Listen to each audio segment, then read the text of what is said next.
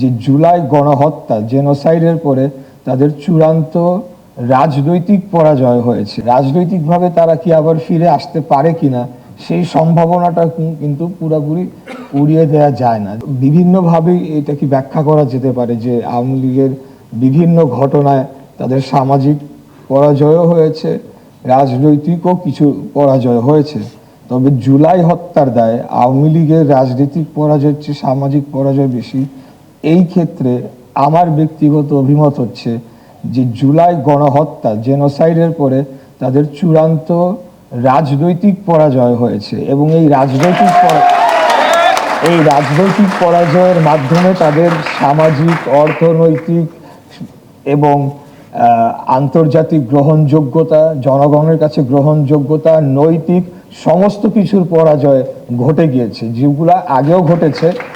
কিন্তু জুলাই গণহত্যার মধ্য দিয়ে তাদের চূড়ান্ত পতন ঘটেছে। সামাজিকভাবেও এখন আওয়ামী লীগ পুরোপুরি কি পরাজয় তাদের হয়েছে, বিভিন্ন জায়গায় কি তাদের এখন সামাজিক অবস্থান লুকায়িত থাকলেও কি তারা কি এখনো নেই, সেটা কালচারাল অঙ্গন বলেন বা ব্যবসায়িক অঙ্গন বলেন, বিভিন্ন জায়গায় তো তারা এখনো তাদের যারা দোসর যে শব্দটাকে আমরা টার্মিনোলজি ইউজ করি, সরাসরি দল করতেন না, সামাজিকভাবে তো বিভিন্নভাবে তাদের অবস্থানটা রয়ে গিয়েছে। কিন্তু রাজনৈতিকভাবে তাদের পরাজয় অবশ্যই গণহত্যার পরে সেটি চূড়ান্তভাবে হয়ে গিয়েছে। এখন রাজনৈতিকভাবে তারা কি আবার ফিরে আসতে পারে কিনা সেই সম্ভাবনাটা কিন্তু পুরোপুরি উড়িয়ে দেওয়া যায় না, যার কারণে আমাদেরকে অত্যন্ত সতর্কভাবে আগামী দিনের রাজনীতিটি পরিচালনা করতে হবে এবং এই গণ অভ্যুত্থানের পক্ষে সকল শক্তি আমরা যারা ছিলাম, আমাদের যত আমাদের মাঝে বিভেদ তৈরি হবে, যেটি আমাদের আজকে মাননীয় স্পিকার বলেছেন, তত কিন্তু আওয়ামী লীগের জন্য সুযোগটা তৈরি হবে রাজনৈতিকভাবে ফিরে আসার। এখানে ক্লিয়ারলি আওয়ামী লীগের রাজনৈতিক পরাজয় হয়েছে, কারণ তাদের যে রাজনৈতিক স্ট্র্যাটেজি ছিল, তারা গণতন্ত্র থেকে ফ্যাসিজমের দিকে তারা ধাবিত হয়েছে, যেটি তাদের একটা ভুল স্ট্র্যাটেজি ছিল এবং সেই ভুল স্ট্র্যাটেজির মাধ্যমে বলা যেতে পারে তাদের পলিটিক্যাল স্ট্র্যাটেজি অর্থাৎ পলিটিক্সটাই তাদের এখানে পরাজিত হয়েছে। তারা যদি গণতান্ত্রিক পন্থায় রাজনীতি করতো তাহলে হয়তো বা বিরোধী দলে যেত, আবার নির্বাচনের মাধ্যমে পরবর্তীতে আবারও রাষ্ট্র পরিচালনার দায়িত্বে আসতে পারত।